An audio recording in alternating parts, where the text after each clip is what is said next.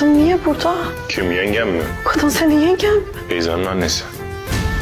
Herkese merhabalar arkadaşlar, kanalıma hoş geldiniz. Gelin dizisi yeni sezonda Beyza'nın ölümü konağa büyük bir yıkım getirecek.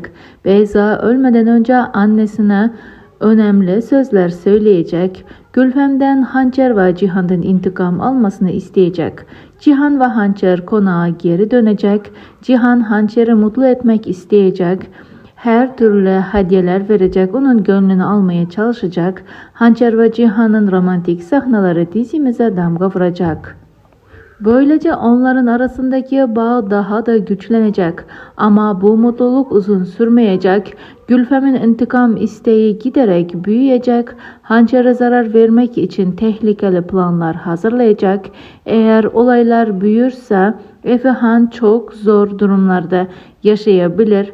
Ama merak etmeyin, Cihan ya da Hançer vefat etmeyecek. Gülfem de kendi kurduğu tuzağın içine kendisi düşecek. Hançer ve Cihan sonunda rahat nefes alacak. Peki arkadaşlar, sizler yeni sezonda neler bekliyorsunuz? Düşüncelerinizi bizimle paylaşmayı ve kanalımıza abone olmayı unutmayın.